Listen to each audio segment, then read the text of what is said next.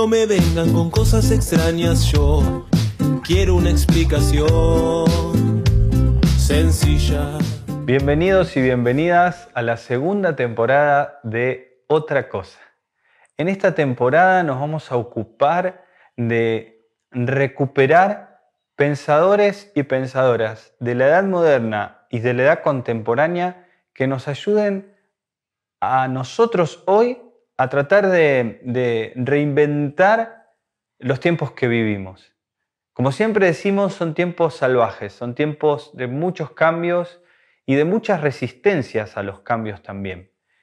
No nos interesa hacer esta historia de la filosofía de un modo lineal, escolar y solo para acumular datos, sino de otro modo lo que nos interesa es qué tienen esos autores para decirnos hoy a nosotros acá. En el programa de hoy vamos a abordar uno de esos pensadores que resulta ineludible para poder pensar otra cosa. Estamos hablando de Michel de Montaigne. No me vengan con cosas extrañas, yo quiero una explicación sencilla. Sobre el cierre de nuestra primera temporada hablamos del humanismo, del renacimiento, del inicio de la edad moderna, del nacimiento y la reflexión sobre el Estado-nación. Y es muy importante saber que Michel de Montaigne es considerado por prácticamente toda la tradición de profesores de filosofía como el primero de los modernos o el más antiguo de los modernos y el más moderno de los antiguos. Y esto tiene que ver con el carácter humanista y con la influencia del pensamiento latino en su propio pensar. Pero ¿quién fue Michel de Montaigne? Michel de Montaigne fue un pensador, político y ensayista francés del siglo XVI, en pleno cierre del humanismo, del Renacimiento, tuvo en su figura un punto muy alto. Creador e inventor de un estilo, tiene muchas cosas para decirnos hoy en día. Sus reflexiones son muy frescas, muy frescas.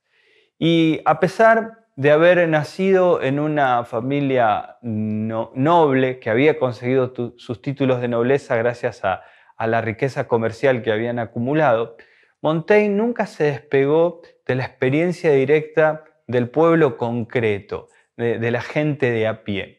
De hecho, su filosofía y su pensamiento es un pensamiento con el que uno hoy, en el siglo XXI, puede sentirse rápidamente identificado, incluso reírse de sus chistes, porque hay muchas cosas que están vinculadas a la existencia humana, no a la vida de las cortes, ni a los problemas solamente de su siglo, sino que ese estilo despatarrado y un poco desordenado hace que uno pueda ir a cualquiera de sus ensayos, leerlo hoy y llevarse alguna reflexión para su propia vida.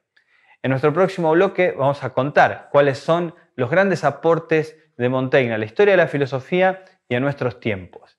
Vamos a pensar otra cosa con este gran autor francés. No me vengan con cosas extrañas, yo quiero una explicación sencilla. Recién dijimos que Montaigne estuvo vinculado a la política. Como buen noble de esa época, fue magistrado y luego regente de la ciudad de Burdeos. Cuando lo convocaron a trabajar en la corte del rey de Francia de ese momento, él rechazó la propuesta para irse a vivir una vida tranquila a su castillo, al castillo de su familia, donde formó pareja y donde empezó a desarrollar un estilo de escritura único que él mismo inventó, que son los ensayos. Hoy, la forma de escritura del ensayo es la más utilizada en filosofía, la más convencional, pero esta forma tiene un origen que es nada más y nada menos que en esas torres del castillo de Montaigne. Los ensayos de Montaigne son sobre los más variados temas y hay algo muy interesante que lo convierte en esto que decíamos, ¿no? En el más antiguo de los modernos, y es el hecho de que Montaigne es una especie de Sócrates modernos, moderno que nos permite al leerlo, nos incentiva y nos desafía a conocernos a nosotros mismos. En una época donde empieza a desarrollarse con fuerza el conocimiento científico, Montaigne dice que lo más difícil y lo más importante es conocerse a uno mismo. La actitud de Montaigne está basada en un escepticismo, en una pregunta muy conocida, muy famosa, porque él la dejó registrada en una de las paredes de las torres del castillo, que es la pregunta: ¿qué sé yo? Yo también la leería como ¿qué sé yo? Y creo que es interesante para nuestros tiempos. Realmente sabemos muchísimo menos de lo que estamos dispuestos a aceptar. Y esa actitud de reconocerse ignorante frente a la realidad que nos rodea es una actitud en principio de grandeza. Ya lo hablamos cuando hablábamos de Sócrates, ¿no? Pero también es una actitud que nos revela y que nos libera. Nos revela a nosotros mismos el hecho de que todo cuanto nos rodea es mucho más grande, más profundo y más complejo de lo que estamos dispuestos a reconocer. Y nos saca también de esa pretensión típicamente moderna de querer abarcarlo todo con nuestra razón. Este escepticismo, esta duda radical, este qué sé yo de Montaigne va a ser decisivo para Descartes, que es el pensador que vamos a abordar en nuestro próximo programa y que es el gran filósofo de la modernidad. Sin Montaigne no hubiera habido probablemente un Descartes.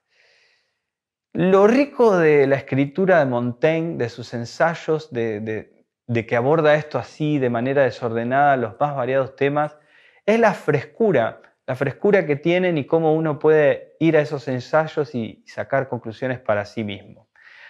Por más que nosotros tengamos esta propuesta de acercar pensadores, pensadoras, para darlos a conocer y para estimular el pensamiento, nada reemplaza la lectura directa de sus textos. Y en el caso de Montaigne más todavía, porque yo los recomendaría para cualquier persona que no está acostumbrada a leer filosofía, porque son breves, son analíticos, son punzantes y como dije hace un rato, son divertidos también.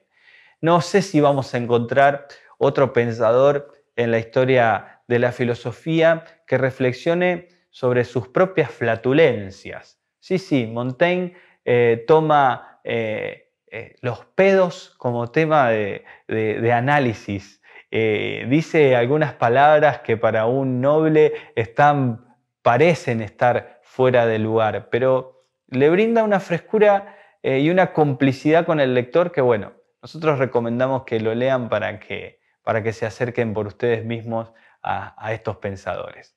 En el próximo bloque nos vamos a meter un poquito más profundo en las críticas del escepticismo de Montaigne, que tienen algo para decirnos hoy, a nosotros, en estos tiempos salvajes. No me vengan con cosas extrañas, yo quiero una explicación sencilla. En los próximos programas vamos a abordar varios pensadores franceses, ingleses, algunos alemanes, algunas pensadoras inglesas, pero Francia tiene un lugar muy destacado en este inicio de la modernidad y eso tiene que ver justamente con el papel de Michel de Montaigne y su carácter atrevido para pensar.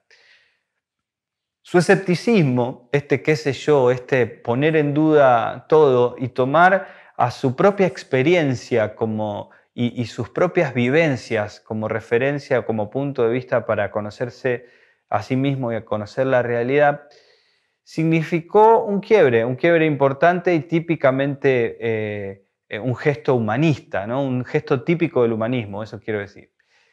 Montaigne, gracias a este escepticismo, va a desarrollar una crítica muy aguda a dos problemas que luego se desarrollaron en la modernidad. Es como si Montaigne hubiera criticado la modernidad antes de que ésta desarrolle toda su potencia filosófica. ¿A qué nos referimos? Nos referimos a su crítica al antropocentrismo, que es la idea de que el ser humano es la cúspide de todo lo creado, el punto más elevado, más alto y más desarrollado de toda la creación. Y al eurocentrismo o al etnocentrismo, que es la corriente de pensamiento que plantea que la propia cultura, la propia civilización, el propio país y las propias costumbres son superiores a las de los demás. Es decir, que hay en Montaigne una crítica a la mirada especista, que plantea a la especie humana como más elevada que el resto de las especies, y al etnocentrismo, que es la idea, repito, de que la propia cultura está por encima de los demás. Pero no lo dice en cualquier momento, lo dice en un momento en el que Europa se da cuenta que América era un nuevo mundo y que trata a los americanos, nombre que por supuesto le pusieron los europeos a nuestro continente, como salvajes. Y hay un ensayo muy interesante de Montaigne en donde relata algo que le contó un viajero del Brasil y en donde él pone por encima ese supuesto salvajismo de las tribus de lo que hoy conocemos como Brasil, lo pone por encima de las costumbres europeas de su tiempo. Y plantea que toda la artificiosidad del mundo cultural europeo no se comparaba en nada con el contacto simple que el hombre y la mujer simple tenían en la vida, en la naturaleza. De manera que acá está haciendo un llamado de atención para que volvamos a conectarnos con la naturaleza, conectarnos con nosotros mismos y tener una vida más sencilla. De hecho, en otro de los ensayos señala genialmente que mucho más difícil que desarrollar una vida en las cortes y tener cierta pomposidad es desafiarse a uno mismo a tener un carácter firme y llevar adelante una vida hogareña tranquila.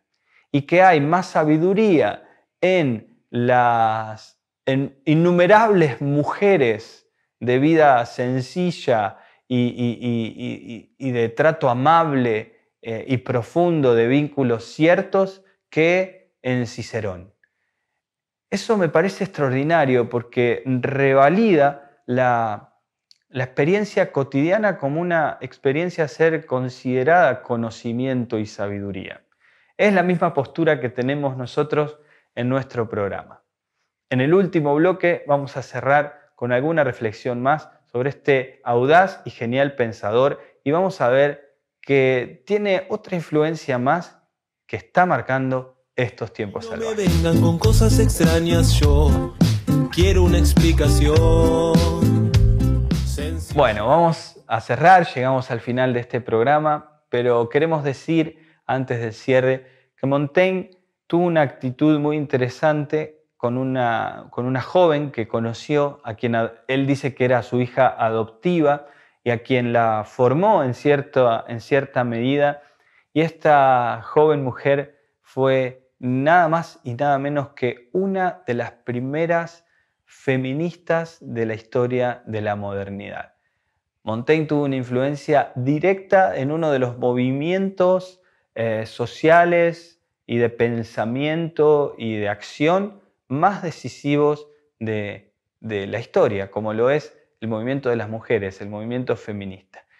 Tal es la talla de nuestro pensador que imaginamos también él mismo desdeñándose y diciendo, bueno, pero esto mismo que yo hice lo puede hacer cualquiera en su lugar, cualquier campesino, cualquier ciudadano, desde su lugar y simplemente animándose a reflexionar sobre las cosas que vive. Montaigne entonces nos permite rescatar la belleza de lo ordinario y de lo cotidiano para poder pensar otra cosa. Nos vemos en el próximo programa en el que ya nos vamos a meter con otro francés, el gran René Descartes.